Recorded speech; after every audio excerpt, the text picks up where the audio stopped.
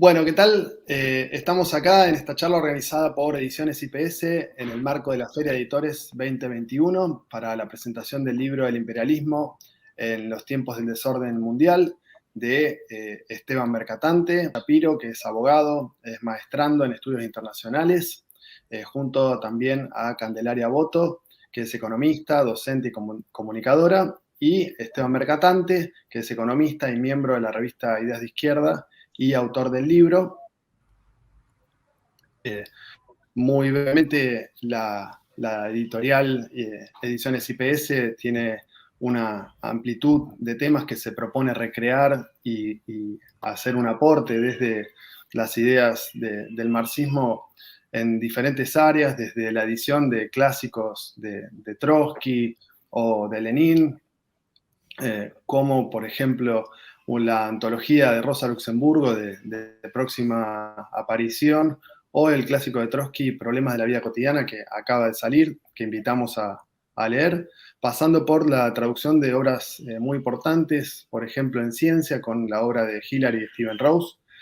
o la obra de Levins, de Richard Levins y Richard Lewontin,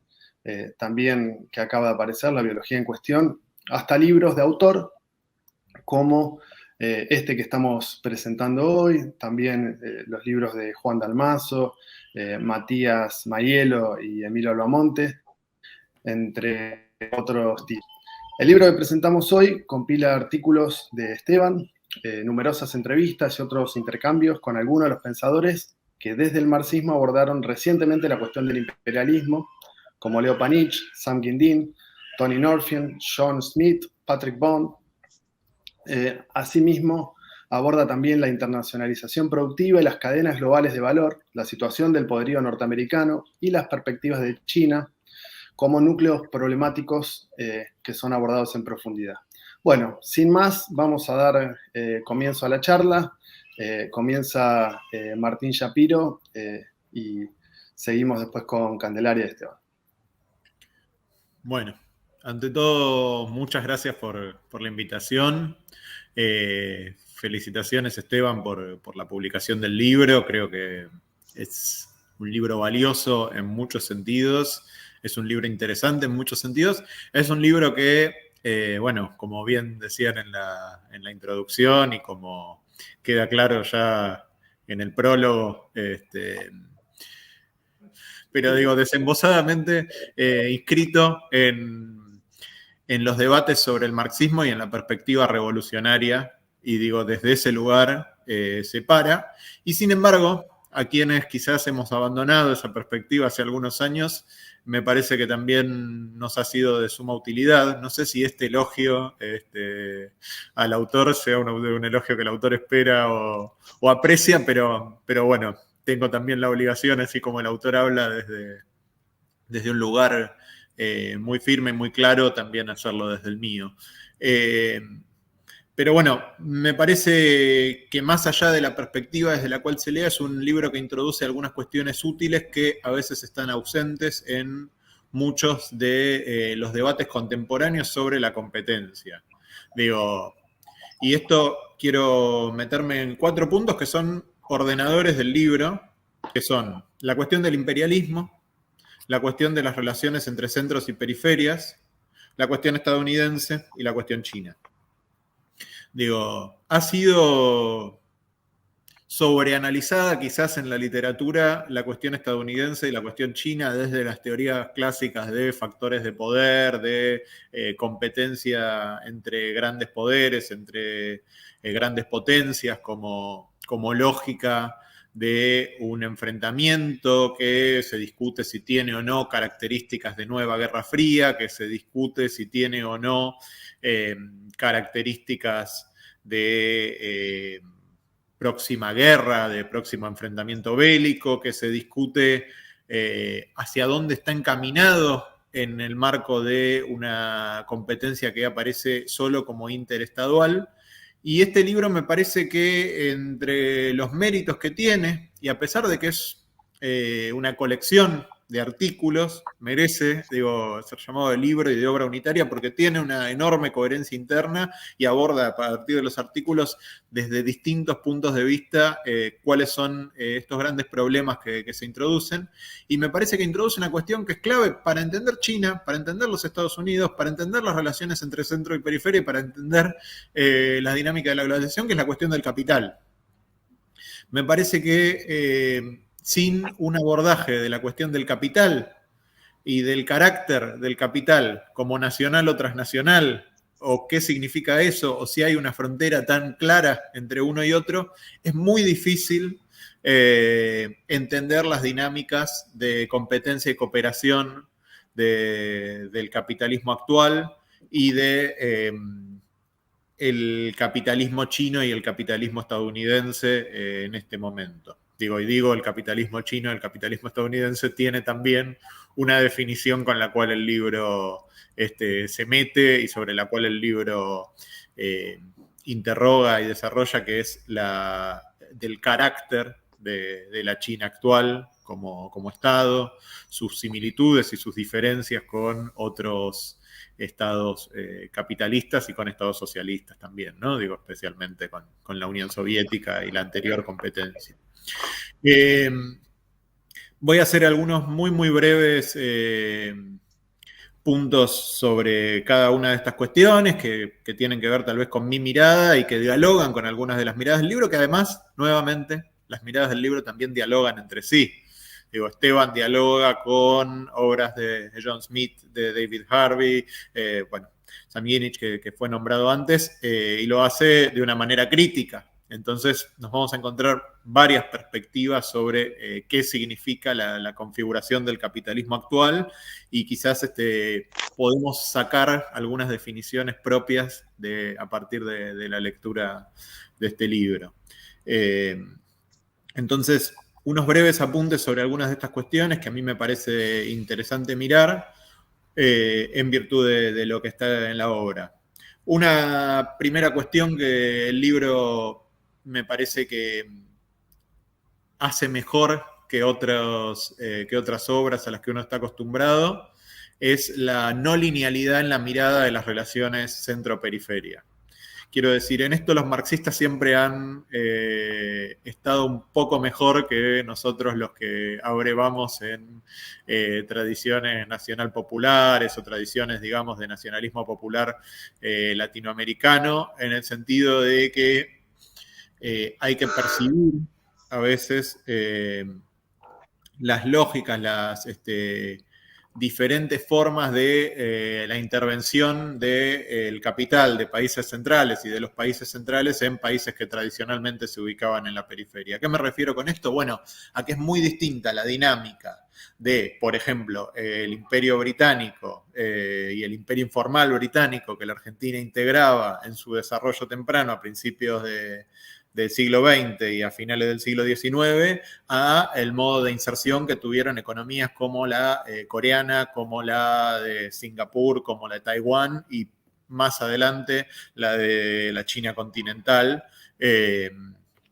para insertarse en el sistema de producción capitalista. El tipo de ventajas, el tipo de cosas que se buscan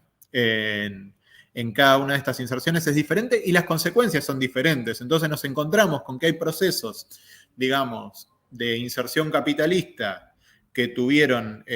generación de bienestar y de subas salariales en países periféricos que no se repiten en otras relaciones. Y trabajar sobre esas diferencias, trabajar sobre esas dinámicas, me parece que es importante. Y también es importante analizar a quienes tienen otras miradas, y aquí las críticas de Manuel, las críticas de John Smith, son analizadas en profundidad y por lo menos se encuentra cuáles son los puntos vulnerables de estas miradas a veces simplistas. Me parece que ahí hay un gran acierto del libro y que tengo interés en señalar de ese gran acierto surge una buena comprensión de qué es lo que pasó también con China. Es muy difícil entender la inserción primigenia de China en el sistema si no se entiende a China como una de esas periferias que fue alcanzada por la expansión del capital y en particular por la expansión del capital estadounidense. Digo, si uno entendiera en clave puramente de competencias nacionales qué es lo que pasó y cómo llegamos hasta aquí, no podríamos entender como un país pobre, periférico, con una inserción totalmente subordinada, como sería China, que se introduce como un centro de producción barato en el esquema capitalista, hoy es una gran potencia. Digo, y a su vez, cuando pensamos las respuestas que puede tener un país como Estados Unidos a esta inserción de China, a esta aparición de China, tampoco podría entenderse demasiado bien si no entendemos las dinámicas del capital y otra dinámica que también está presente en este libro y que tampoco debería ser dejada de lado, que es la de las relaciones de clase y la de las dinámicas de clase. Nuevamente, cuando los Estados Unidos agudizan la competencia con China a finales de la década del 10, de la década pasada, con la llegada de Donald Trump, esa agudización de la competencia se hace de una manera, que es como una reacción proteccionista, con una reacción de mayor cierre de fronteras, que de ningún modo es la única posible, porque la reacción podría haber sido incrementando la dinámica de globalización, profundizando la globalización, profundizando la transnacionalización de la producción, como se había intentado pocos años antes con el Tratado Transpacífico que el gobierno estadounidense había negociado con una serie de países de Asia que también cumplen una función de centros productivos periféricos para el mundo desarrollado. Entonces, me parece que ahí hay un gran acierto, que es analizar y profundizar sobre la cuestión del capital y sobre la cuestión de las relaciones centro-periferia, que nunca son lineales. Otro gran acierto que me parece que tiene el libro es la desnacionalización del capital, que también esto está en la introducción y también me gustó mucho, y voy a citar al autor, tuvo su cenit en la publicación de Imperio de Negri a comienzos de los 2000, donde el capital se libera de las cadenas de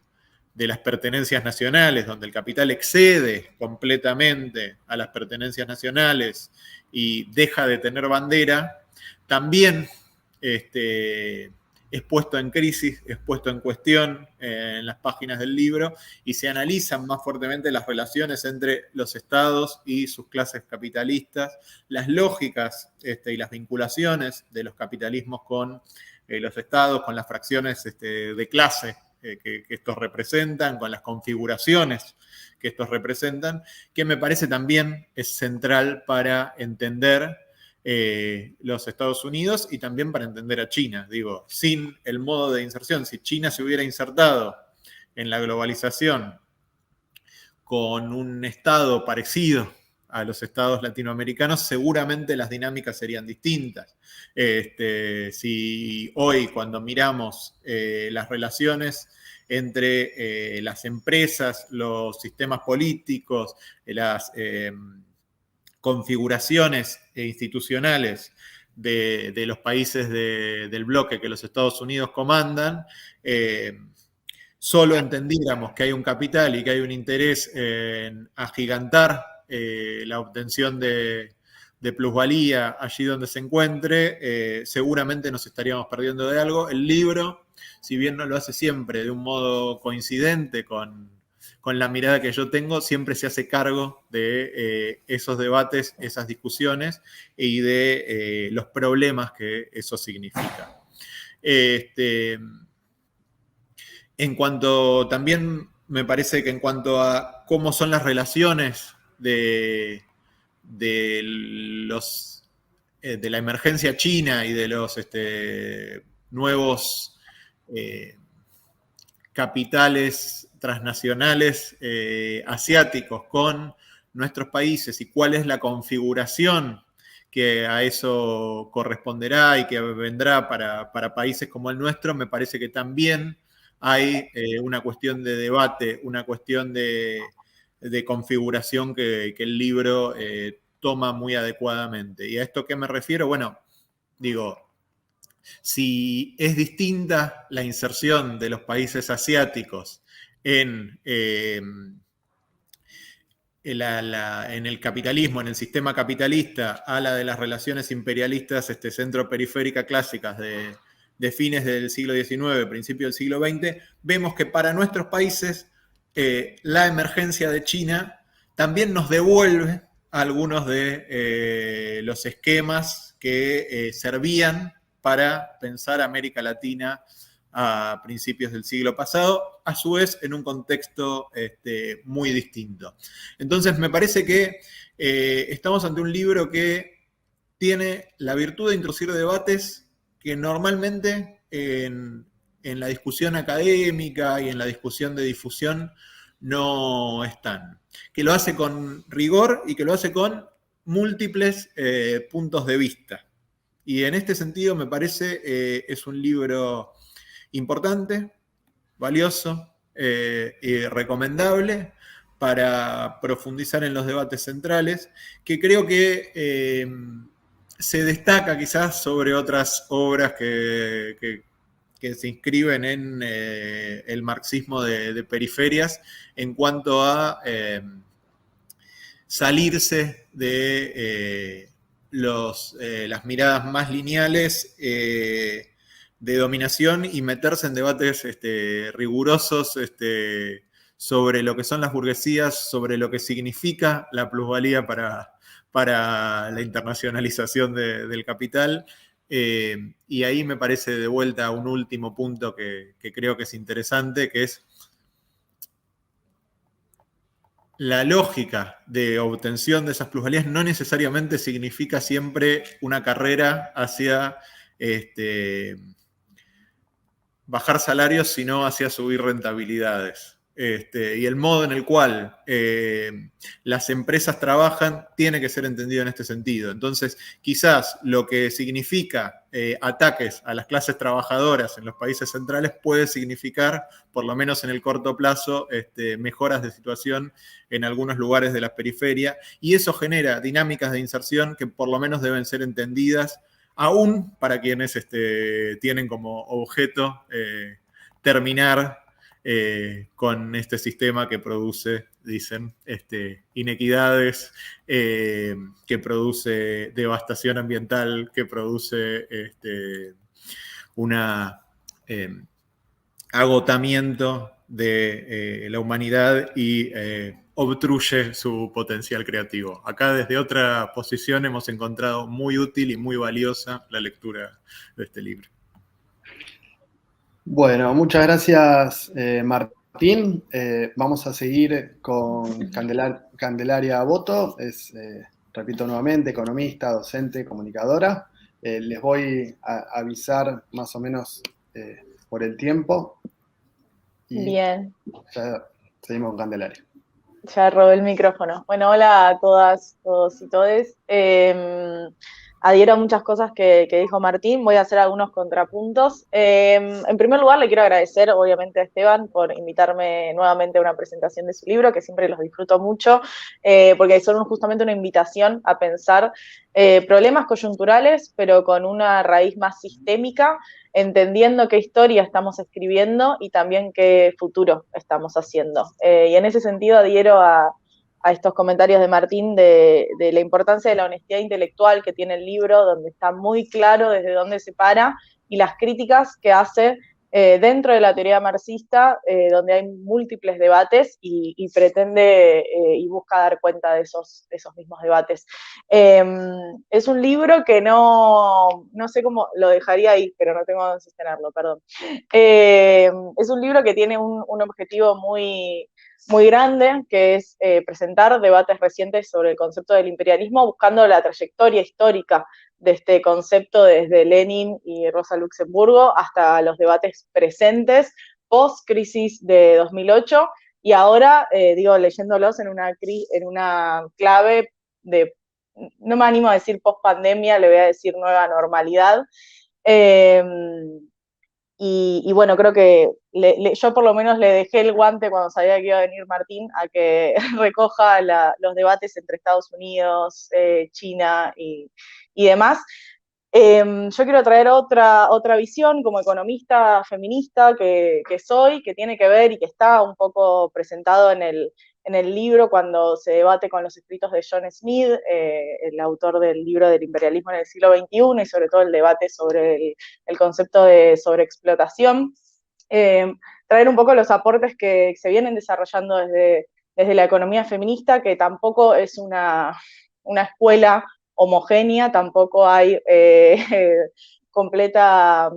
unidad en lo que pensamos, y que de hecho en este mundo de nueva normalidad hay más debates sobre de qué hablamos cuando hablamos de economía del cuidado, de qué hablamos cuando hablamos de sostenibilidad de la vida y de poner la vida en el centro. Pero me parece importante hablar de este libro en el contexto actual, digo, donde ya estamos atravesando una pandemia, donde la salida de esa pandemia se da en un mundo que es más desigual, no solo en términos de género, sino también en términos de clase, pero que también se recrudece en términos de racialización y también en términos de centro-periferia. Yo soy más adepta del concepto de sur y norte global, aunque Esteban lo critica fuertemente en el libro. Me parece que ejemplifica bien fenómenos que se vienen estudiando desde hace mucho, desde las economías feministas, y que tienen que ver con lo que llamamos cadenas globales de valor. Toda la primera parte del libro habla de la internacionalización del proceso productivo, y esa internacionalización del proceso productivo que se da fuertemente desde los sectores, cómo afecta justamente a la vida de las personas, y no solo en términos de los conceptos clásicos de la economía, sino también en crítica a, bueno, ¿qué conceptualizamos que es trabajo? ¿Qué conceptualizamos que da valor? ¿Cuál es el valor de esa fuerza de trabajo? Y cómo la economía más mainstream ha invisibilizado históricamente los trabajos domésticos y de cuidados que recaen en las mujeres, y cómo gran parte del marxismo no lo ha invisibilizado, pero sí le ha dado un lugar subalterno en este salario de reproducción, o en la reproducción de la clase trabajadora, teniéndolo un poco en segundo nivel al no pasar por el mercado. Entonces creo que, o por lo menos a mí, la lectura de este libro y ponerme un poco más al día en los debates marxistas sobre el imperialismo, creo que hace necesario tender puentes entre las economistas feministas de la ruptura, que pensamos la necesidad de un cambio sistémico, que no somos tan estrictas con los conceptos, o que cuestionamos más los conceptos clásicos, no solo de la economía neoclásica, vamos a resumirla así, sino también de la economía marxista, y remarcar obviamente las desigualdades en tanto centro-periferia, sur y norte global, justamente para pensar la importancia de la regionalización y de los pactos regionales para pensar un desarrollo que sea más inclusivo y no estos desarrollos desiguales y basados en despojo. Siento que hice demasiados contrapuntos en muy poco tiempo, pero hay algunas cositas que me quedan para decir, que tienen que ver en particular con Argentina y con esta nueva normalidad y esta salida de la crisis, y con algo que también analiza el libro, que es justamente cómo muchas veces se miden el desarrollo, o se mide la creación de valor por la productividad de los países, y cómo el estudio de las productividades muchas veces, bueno, en realidad por definición, invisibiliza todos los trabajos necesarios para esos niveles de productividad, y esos trabajos necesarios que son realizados no solo por mujeres, sino también tener en cuenta las diferencias entre las propias mujeres, donde la clave migrante es central para explicar esos procesos, no solo en los países centrales como Estados Unidos y su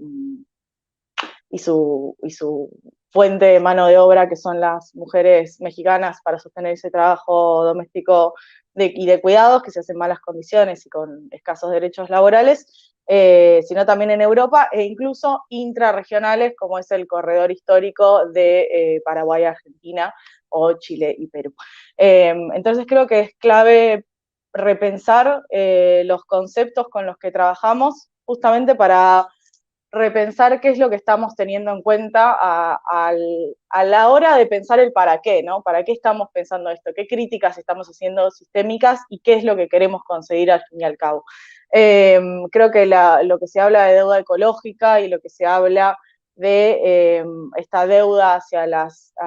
mujeres, en particular hacia las mujeres migrantes, tiene que ver con repensar el futuro que queremos, el futuro que estamos haciendo, y que son agendas no solo de las juventudes, sino que son agendas que se vuelven cada vez más necesarias en un mundo pospandémico donde los trabajos esenciales quedaron bajo normativa, quedó bajo normativa que para darse el proceso productivo es necesario esa sostenibilidad de la vida, y solo que esos conceptos hoy en día quedaron un poco lavados al tomarse como parte de las agendas institucionales, y que es necesario, retomarlos para pensar justamente el conflicto que hay entre capital-vida, el conflicto que hay entre el desarrollo de un sistema que tiene como objetivo la rentabilidad y la acumulación del capital, en contra de un sistema que queremos que ponga la vida humana en el centro. Y para eso, poner la vida humana en el centro, es necesario justamente hablar de qué se necesita para sostener esa vida, cuáles son los trabajos que sostienen efectivamente esa vida, y por ahí salir un poco de los esquemas más clásicos donde de nuevo el capital es el centro. Yo pensé esta presentación como corta y más que nada como debate a presentar. Me interesa todo lo que tenga para decir tanto Esteban como Martín, que son, voy a decir, colegas que respeto mucho, y bueno, le doy el paso al autor del libro entonces. Bueno, muchas gracias, Candelaria. Seguimos con Esteban entonces. Martín, Candelaria, estar acá. Estabas muteado, Esteban. Ahora sí, listo. Bueno, quería empezar agradeciéndoles mucho a ambos, a Martín y a Candelaria, por estar acá, por los comentarios del libro, mucho más elogiosos de lo que creo merecer, y me alegra mucho la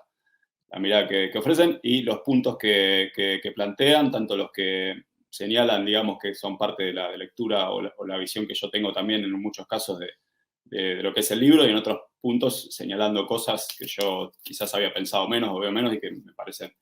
productivas o interesantes, digamos. Voy a ir agarrando algunas de las cosas que han señalado. En primer lugar, bueno, por lo que planteaba Martín, yo creo que efectivamente el principal punto fuerte de la teoría del imperialismo, y por qué mi punto de partida es plantear la necesidad de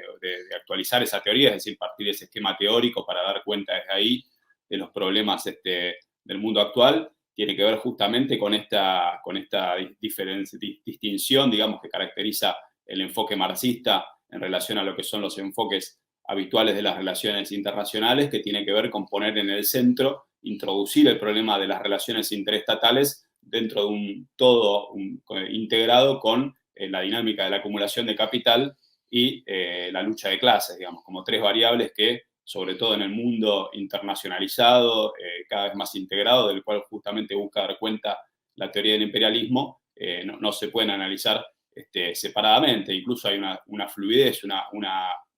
potencial inestabilidad, variación rápida de situaciones, tanto en el terreno de la lucha de clases como en la economía y en las relaciones entre los estados, que muchas veces, si no se piensa esas dimensiones de conjunto, se pueden parecer, hay cosas que parecen como cisnes negros o como eventos inesperados, etcétera, que creo que esto da una riqueza más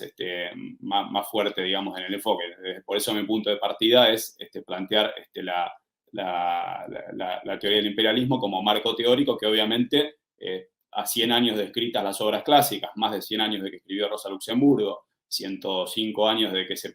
publicó el libro de Lenin, etcétera, no podemos decir, bueno, desde acá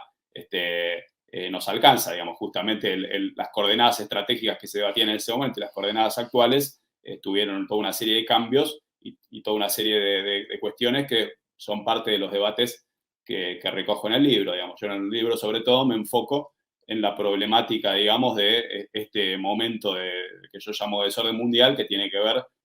por un lado, con los eventos post-crisis de 2008 y la creciente agudización de las tensiones internas y externas en Estados Unidos, o la ubicación de Estados Unidos cada vez más hasta que llegamos a Trump como un actor que se empieza a desentender de las condiciones de sostener el orden mundial que Estados Unidos creó, y en una mirada un poco más larga, el recorte de los últimos 40, 45 años del proceso de lo que ha llamado la internacionalización productiva, digamos, que yo creo que a partir de ese proceso, y como ya han señalado tanto Candelaria como Martín, la clave, digamos, de la transformación de ese proceso creo que es la central para interpretar, por un lado, lo que ha ocurrido con las relaciones capital-trabajo, donde el periodo estuvo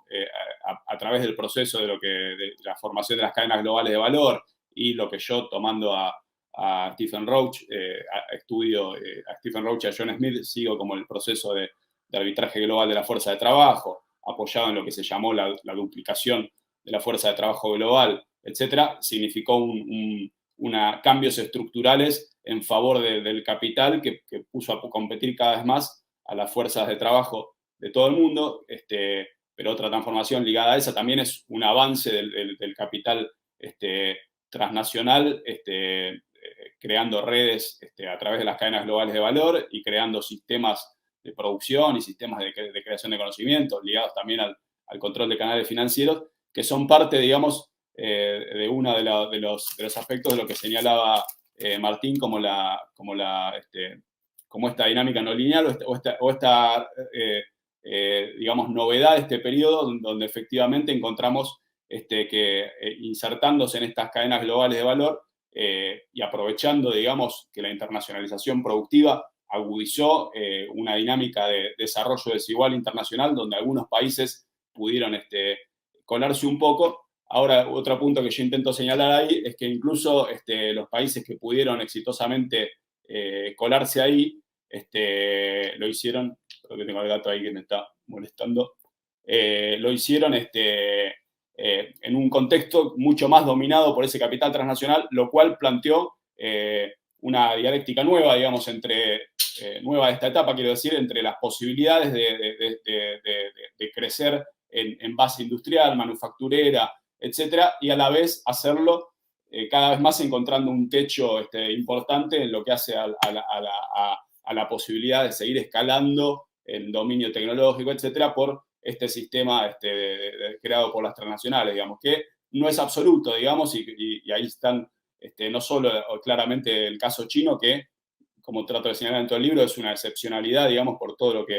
lo que señalaba ya Martín,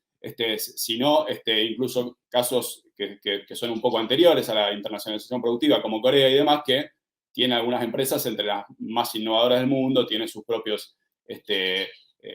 grandes pulpos, etcétera, pero a la vez claramente no hay una serie de obstáculos ahí que no le han permitido,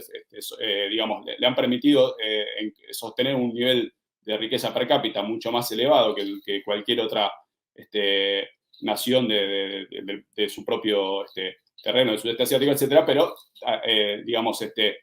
claramente son casos todos muy ligados a condiciones geopolíticas específicas y que no son casos de imitación, a pesar de que sí han servido para una nueva ideología, obviamente, del desarrollo y demás, que es una ideología porque justamente repetir las condiciones, ya sea de Taiwán, de Corea, de cualquiera de esos países, es virtualmente imposible, a pesar de que, sin embargo, digamos, está la idea de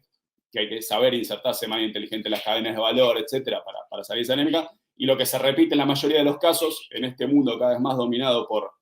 el capital transnacional, es que es muy difícil salirse de la competencia, de la carrera hacia el abismo, digamos, como la llamo, digamos, siguiendo a varios autores, en esta dinámica, que obviamente, por el carácter abierto y que tiene, digamos, por el carácter de ser una cosa que no hay barreras férreas, pero sí hay barreras que tienen que ver con lo financiero, con lo tecnológico, con lo geopolítico y con toda una serie de cuestiones, y con el rol de los organismos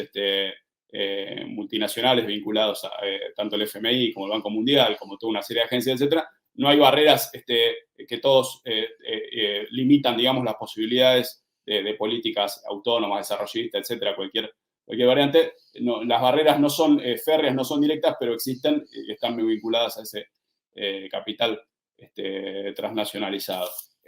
Bueno, ya lo que ha dicho Martín sobre la relación Estados Unidos-China y la importancia que le doy en el libro,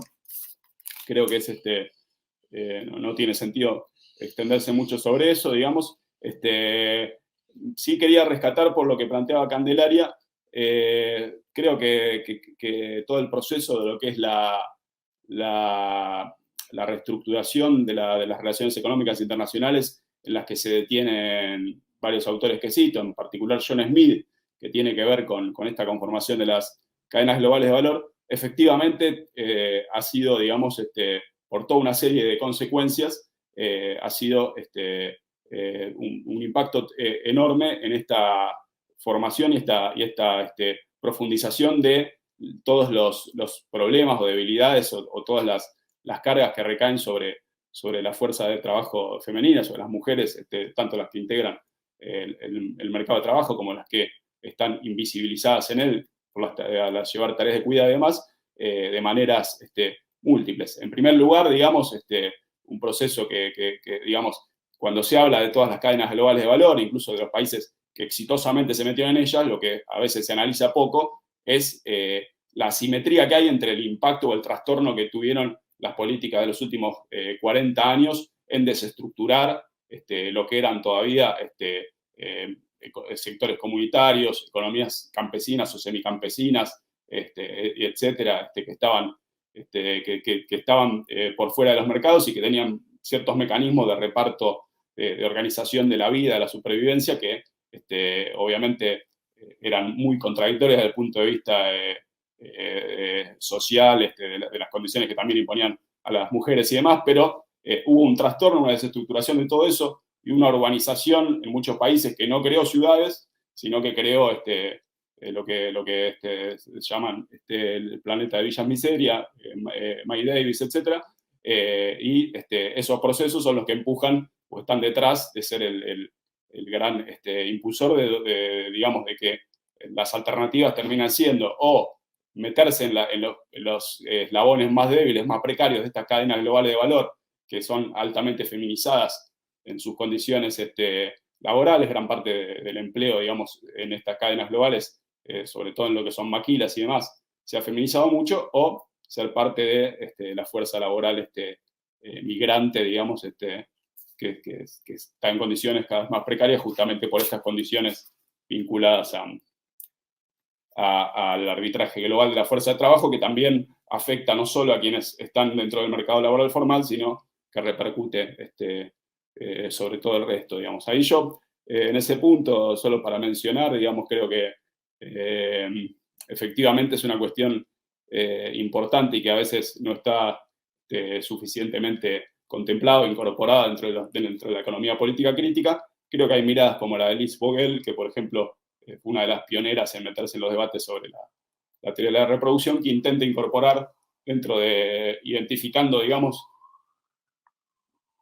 dentro de los supuestos que hace Marx en el problema del salario, dónde está ahí en esta relación contradictoria entre trabajo socialmente es necesario y trabajo que es necesario y es socialmente necesario, pero está recluido en el ámbito privado y que por ende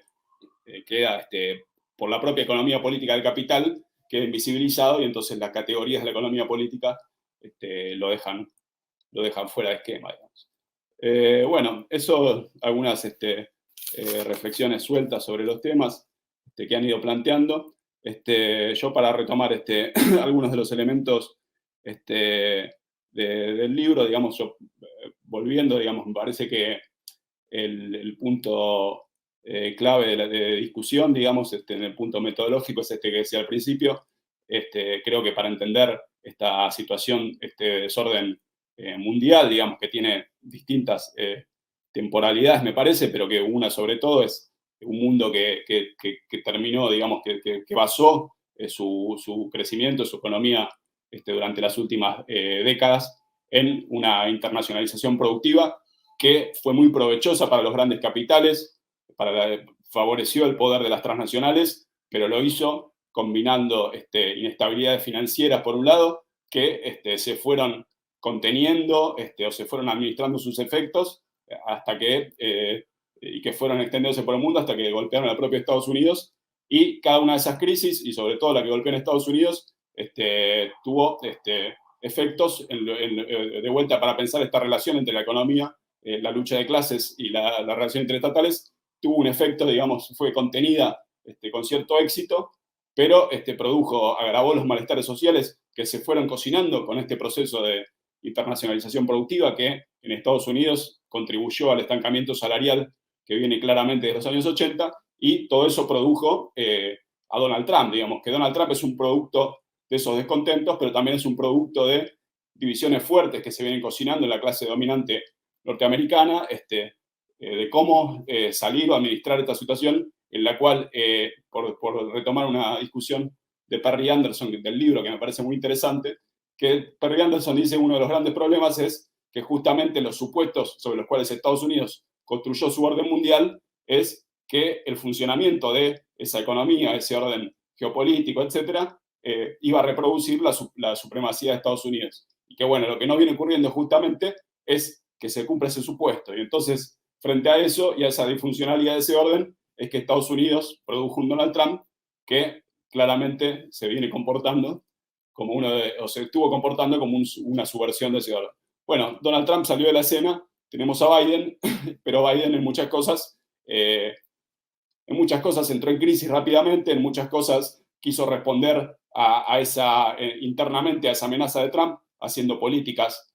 con gestos reformistas, de mejora salarial, etcétera, todo cosas que empiezan a encontrar un pantano político en estos días,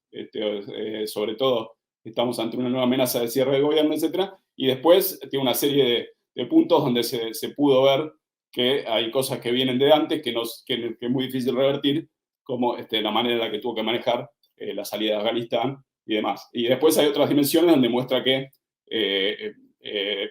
continúa, digamos, una política dura, que es muy parecida a la de Trump, aunque con un sistema de alianzas que tal vez Trump no había articulado, como se vio en la compra, en la organización de la venta de submarinos a Australia, en la cual, al igual que podría haber hecho Trump, le dio la espalda a la Unión Europea. En ese sentido,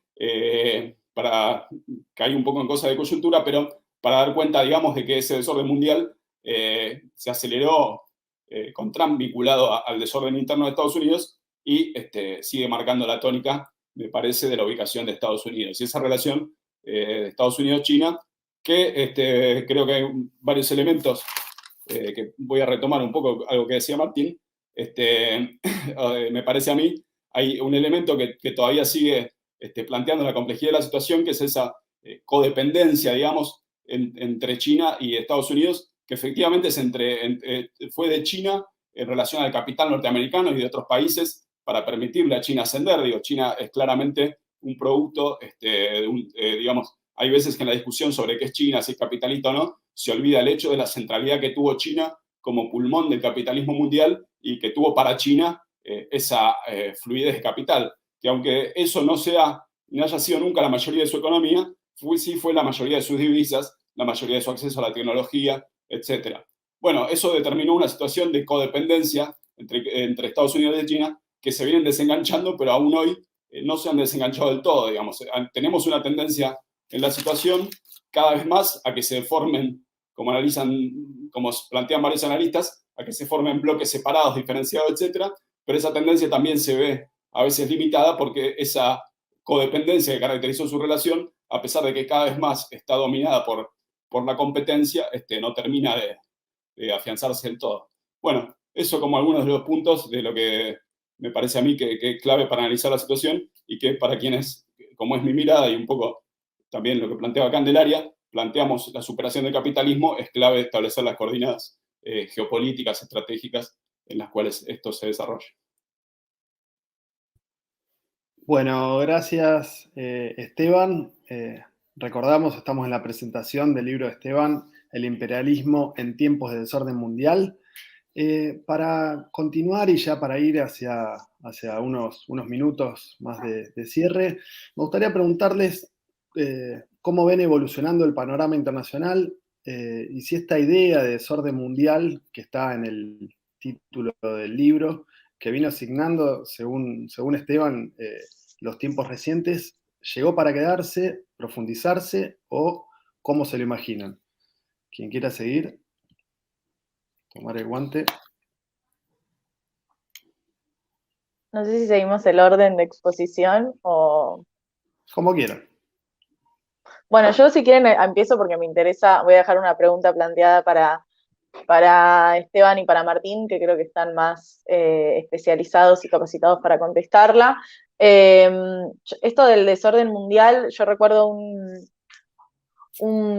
seminario que hicimos en Claxo 2018, o sea, prepandémico, que se hablaba justamente de la deshegemonía de Estados Unidos. Creo que es algo que se viene charlando hace bastante, que queda muy marcado con lo que es la crisis de 2008, que por un lado hay una coordinación y como esto que también está en el libro, donde la Reserva Federal termina siendo algo así como un banco central del mundo que termina... marcando cuáles son las políticas para salvar a los capitales o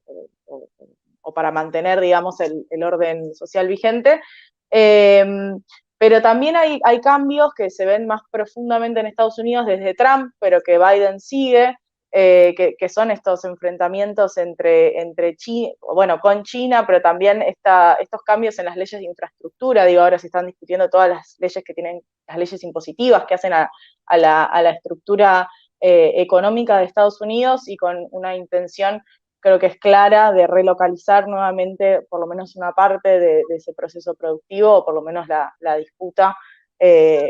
viene siendo eso, y se expresó claramente con Trump, y no parece haber un corte tan profundo con Biden. Así que el cambio ese que vemos en los últimos años, voy a dejar que lo respondan ellos. Yo no tengo la formación necesaria para dar una respuesta. Sí me parece interesante notar cómo se profundizaron ciertas, voy a decir desigualdades, pero ciertos fenómenos desde la pandemia hasta ahora, que tiene que ver con el incremento entre las brechas, entre los más ricos y los más pobres, y el peso de la feminización de la pobreza, necesaria para poder leer esa brecha en una clave también de género, pero también de racialización y de etnia y de migración. Y cómo también el sistema va mostrando ciertas rupturas, ¿no? Digo, toda la discusión que hay ahora en torno a Georgieva y el Fondo Monetario Internacional, y una disputa interna en el FMI, algo que era medio impensado en un organismo tan importante para la reproducción del orden social vigente. Me parece que hay muestras de límites en la organización que tenemos ahora. Y si bien obviamente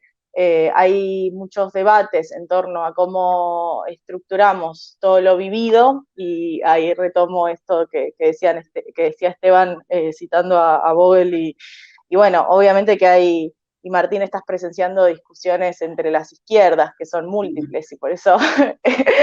tendemos a veces marcar más las diferencias que los puntos de acuerdo. Me parece importante notar los límites del orden social vigente, estas instituciones cada vez más frágiles. Pienso en la toma del Capitolio de Estados Unidos, algo más cercano a un país latinoamericano que al país de la primera potencia. Bueno, notar todos esos límites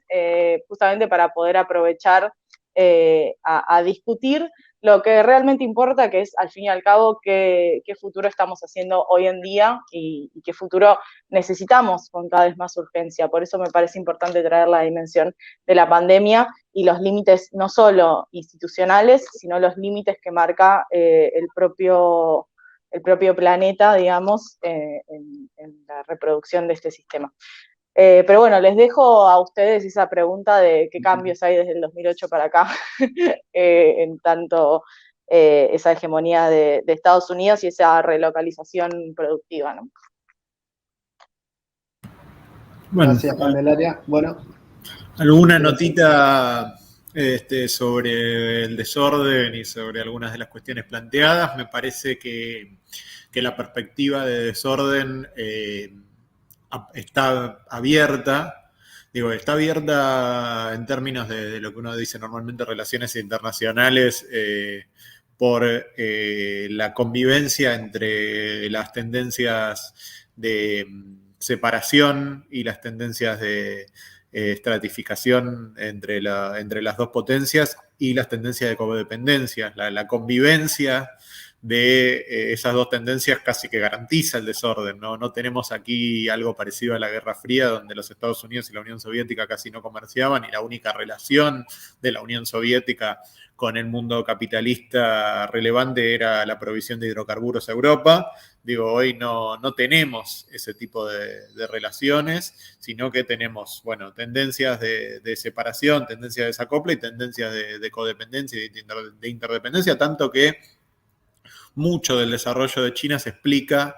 a partir del superávit comercial que China básicamente tiene con Europa y los Estados Unidos. Entonces, digo,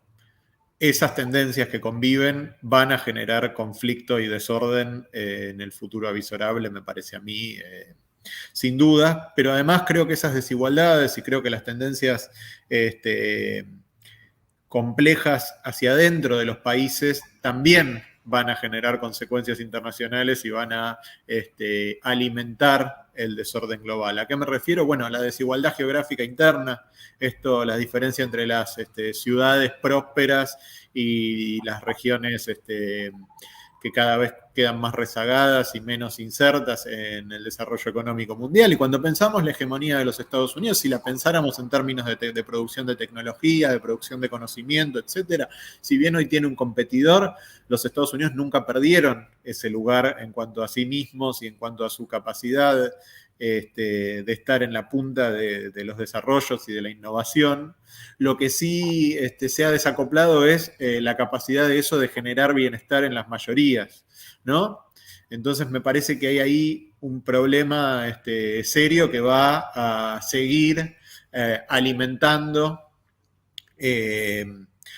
los problemas de integración interna que tiene el país. Del mismo modo, China tiene por delante un gran desafío que es que esa incorporación de enormes masas al consumo, a las relaciones de producción, a la vida urbana, se extienda tanto geográficamente como en términos de mayor bienestar, una vez que las ganancias de productividad probablemente estén tocando su techo. Me parece que hay un punto. Y después me parece que hay otro punto que es: veníamos en un fenómeno paradójico en el cual las desigualdades aumentaban en todos los países, pero bajaban en el mundo por la velocidad de la incorporación de los trabajadores asiáticos al consumo, que hoy esa tendencia, algunos como Branko Milanovic dicen, ha tocado un techo, porque China ha superado la media de renta global y por lo tanto el aumento de la desigualdad en China hoy, por más que siguiera sacando gente de la pobreza, es aumento de la desigualdad global, con lo cual eso también probablemente alimente las tendencias de desorden y los problemas de integración interna que hasta este momento en muchos lugares quedan opacadas por la mejora de la situación de las personas. Quiero decir, vamos a sociedades más desiguales, pero donde mucha gente pasa a ser menos pobre. Entonces quizá esto que se veía en Occidente, en otros lados no se veía. Creo que esa tendencia está mostrando signos de no agotamiento, pero sí debilitamiento. Por último, y una cosa que me parece interesante, en la etapa anterior del capitalismo tuvimos dos grandes estrategias de desarrollo de los países que eran periferias tradicionales. Una fue de desarrollo basado en el mercado interno, de easy, sustitución de importaciones, etcétera, que tuvo un éxito moderado o desigual en distintos países. Digo, fue mejor en Brasil que en India, por decir algo. Pero que encontró su agotamiento en la internalización y en la internacionalización y en el paso de los mercados internos a mercados puramente globales y a esto que llamaste arbitraje del trabajo y que está tan presente en el libro, y la estrategia de producir para un mercado global que, como bien decís, es inseparable de las condiciones geopolíticas, porque es impensable que Corea se hubiera podido insertar como se insertó si no le hubieran abierto el mercado estadounidense. Del mismo modo es impensable la inserción china sin el su conversión en un centro de producción para un capitalismo en el exterior. Digo, el mercado interno chino es una novedad de este siglo y no del inicio de su proceso de crecimiento. Bien, seguramente este desorden va a tener nuevas lógicas, nuevas alternativas, nuevas estrategias de desarrollo en lo que tradicionalmente consideramos periferias. Desde el lugar en el que yo hablo, creo que hay abierta una oportunidad para nuestros países de pensar estrategias de desarrollo donde las fórmulas de inserción que hubo a partir de los 80 y durante la Guerra Fría quizá quedan obsoletas y quizás aparecen nuevas donde las posibilidades de tener posicionamientos independientes, de tomar ventaja de las tendencias de codependencia y de desacople para pensar formas exitosas de desarrollo nacional está más abierta de lo que estaba hace 15 años. No quiero con esto ser excesivamente optimista, desarrollarse es difícil, se cuentan con una mano los países que se desarrollaron siendo antes pobres, pero creo que hay abierta una perspectiva de aprovechamiento de estas contradicciones que por lo menos debería ser tomada en cuenta y no debería ser descartada. Bueno. No, para responder a la pregunta que hacía Juan, brevemente, varias cosas ya dije, solo las voy a recapitular para ir a las cosas que han planteado Candelaria y Martín ahora, que son también muy interesantes. Bueno, con varias de las cosas que dijo Martín sobre por qué desorden, coincido, digamos, yo por lo que decía antes, Estados Unidos, si uno mira la situación de Estados Unidos, es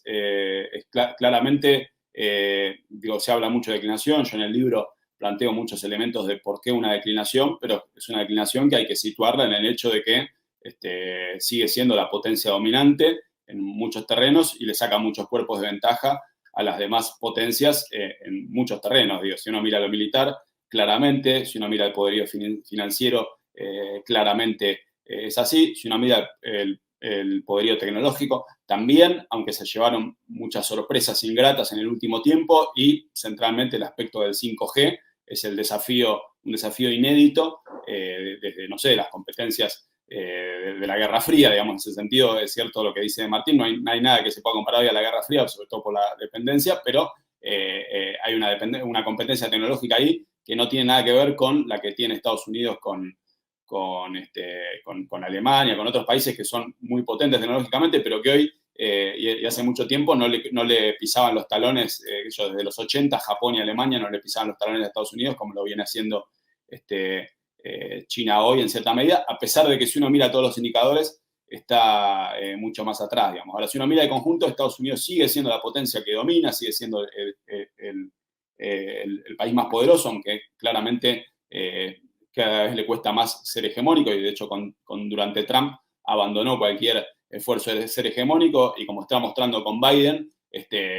los primeros gestos de Biden fueron volver a plantearse de alguna forma como la nación indispensable, como lo llamaba Madeleine Albright en los tiempos de donde Estados Unidos era el líder de un mundo que se presentaba como multilateralista, pero rápidamente mostró que si hay que defender los intereses de Estados Unidos y en la competencia con China, que como lo viene remarcando en todos los discursos Biden, es lo central, no tiene ningún problema de pelearse con aliados históricos y mantener ahí, seguir agrandando las brechas que ya se habían abierto durante los años de Obama o incluso en los años de Bush, cuando fue el ataque a Irak, y hacer cosas que disgusten a los aliados y que les hagan replantearse sus relaciones. En ese sentido, su pertenencia a la OTAN, sus vinculaciones históricas con Estados Unidos, como está discutiendo ahora Francia y Alemania, ya lo venía discutiendo, pero en las últimas semanas, después de la provocación que hizo Estados Unidos, un poco más, aunque estratégicamente todos coincidan en que la contención a China sea estratégicamente muy importante para todos, digamos. En ese sentido, Estados Unidos, como decía antes, muestra en algunos aspectos la necesidad de cambiar elementos para seguir haciendo que esa primacía indiscutida se pueda relanzar, cosa que no termina de encontrar cómo hacer. Es decir, si uno mira la foto, Estados Unidos le saca muchos cuerpos al resto, si uno mira cómo ve esa película, la clase dominante norteamericana, es claro que Estados Unidos mismo necesita estratégicamente ser una fuerza disruptiva. Y todo esto se da en el marco de, bueno, un poco lo que planteaba Candelaria, digamos, está claramente, si uno mira las grandes mayorías, bueno, también lo planteaba retomando Branko Milanovic, Martín, digo, claramente hay una disfuncionalidad estructural de cómo funciona este sistema que creó descontentos y los va a seguir creando, y esta disputa de Estados Unidos por dominar y de China, que, como trato de destacar en el libro,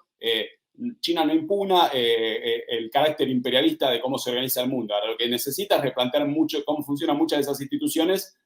o de alguna forma desplazar algunas directamente para desplazar el lugar de Estados Unidos si quiere seguir ascendiendo y terminar de hacer un orden que funcione no en torno a Estados Unidos y que tenga como supuesto esto que dice Perry Anderson, de que el supuesto básico es que se reproduzca la primacía de Estados Unidos, sino ir creando uno donde se sostenga y se reafirme el supuesto de que sea la primacía china y su lugar ascendente lo que se reafiance. Ahora, esta relación o esta disputa que es creada por la propia dinámica del capitalismo y que la codependencia no suaviza, sino que tiende a exacerbar, se da en el marco de justamente estos descontentos, esta creciente insuficiencia del sistema para sostener, digamos, algún tipo de ideología que lo valide, digamos, como de alguna forma el neoliberalismo pudo hacer durante un tiempo sobre la base de ir pateando hacia adelante las contradicciones que iba creando, y cada vez más me parece, o en algunos países, obviamente en China, funcionó porque se mostraba eficiente, aunque no era el neoliberalismo, sino que era la entrada de China en la globalización, adoptando políticas que creaban desigualdad, pero al mismo tiempo, como decía Martín, creaban desigualdad, pero elevaban los pisos y entonces se legitimaban. Bueno, todo eso encuentra más límites. En ese marco, digo, la definición de desorden mundial creo que es difícil que salga de la escena, digamos.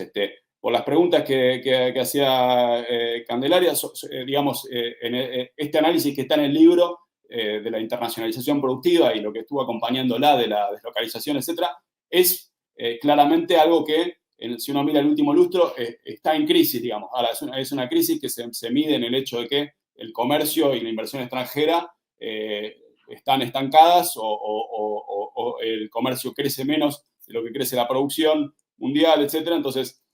hay señales de desglobalización. ¿Cómo se va a reconfigurar eso? Me parece que todavía está abierto. Hay elementos que, desde el punto de vista del capital global, son conquistas de las cuales se niegan a retroceder. Ahora, eso no significa que en el marco justamente de esta relación contradictoria entre las tensiones interestatales, la lucha de clases y las del propio capital, no vaya a reconfigurarse y a sentarse las tendencias a la relocalización que vos señalabas, que efectivamente ocurren. Por ahora no vienen dándole la tónica a ningún proceso, digo, no hay más importante que eso. En última instancia,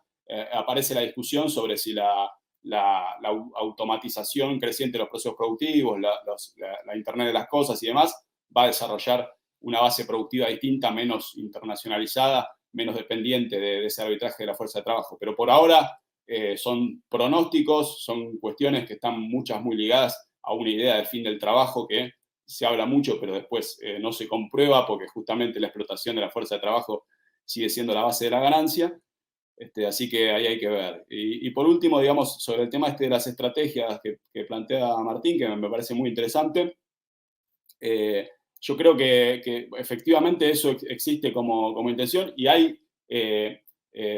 digamos, obviamente que hay posibilidades distintas de insertarse con éxito o sin éxito en las relaciones internacionales. Esta brecha, digamos, que se tiende a abrir, que se viene abriendo, digamos, y en la cual Estados Unidos, China, digo, juega un rol respecto a Estados Unidos de crear espacios, y cuanto más conflicto haya, más espacios puede haber. Ahora me parece que el límite que eso puede encontrar tiene que ver con el hecho de lo que decía antes, y creo que en eso tenemos acuerdo, de que China no impugna el carácter, digamos, opresor de las relaciones económicas internacionales, y de hecho, como vos señalabas, Martín, tiende a reproducir relaciones que son muy parecidas a las que había a principios del siglo XX con las naciones periféricas, Y el problema central que creo que lo que se viene mostrando es que que hay un problema de las propias clases dominantes de los países de la región, digamos, que durante la etapa de la internacionalización productiva, lo que profundizaron su desprendimiento, su desvinculación con los procesos locales de acumulación, con los procesos de desarrollo, y más bien se integraron de manera subordinada y casi privilegiando lo que llaman Martín Shore irónicamente su preferencia por la liquidez, que es básicamente poner su plata en cuentas offshore, y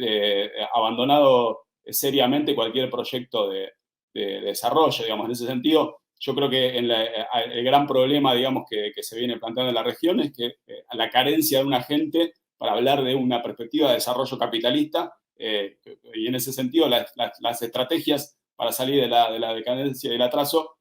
como yo intento plantear en la discusión a partir de Harvey y demás, me parece que tienen que poner en discusión otros actores sociales, otras alianzas en las cuales la clase trabajadora, los sectores populares y demás tienen que tener un rol protagónico. Creo que desde el punto de vista de las lecciones para la región en este análisis de las relaciones internacionales y el imperialismo, yo ahí encuentro una lección clave, una perspectiva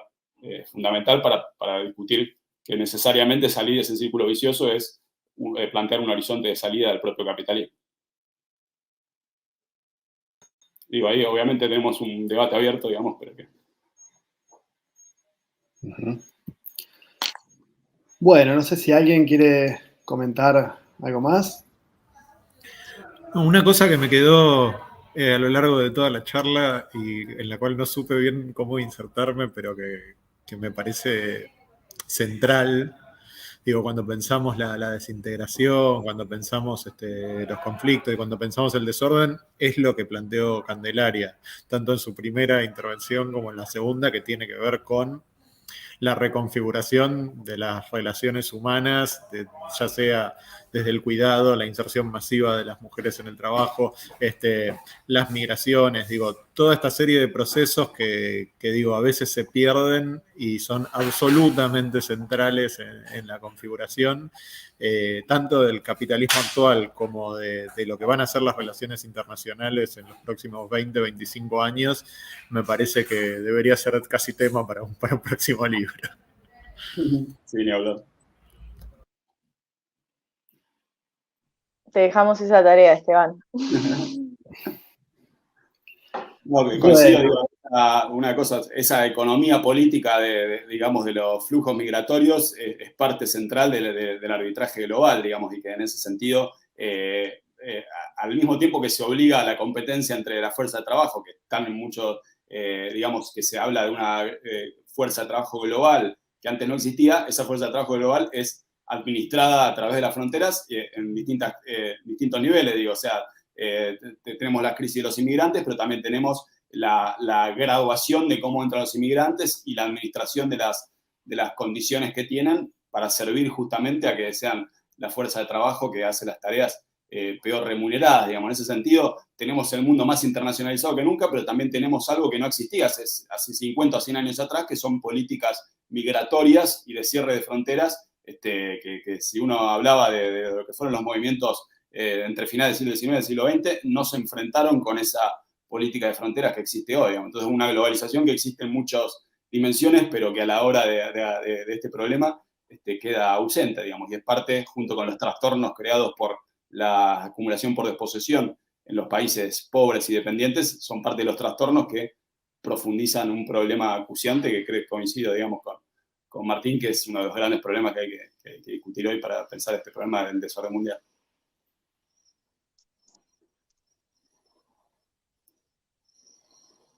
No se te escucha. Entonces, ¿alguien quiere agregar algo más? ¿No? Yo les vuelvo a agradecer a ambos la participación. Bueno, muchas gracias. Muchas gracias también desde Ediciones IPS a Candelaria. Muchas gracias a Martín. Ha sido un placer. Recordarles a la audiencia que este título y todos los títulos de la editorial están disponibles, como ven ahí abajo, en ediciionesips.org.ar. Y bueno, agradecerles por esta charla y bueno, seguramente tendremos oportunidad de este tipo de encuentros. Así que bueno, muchas gracias, Esteban, Candelaria y Martín, y bueno, nos despedimos.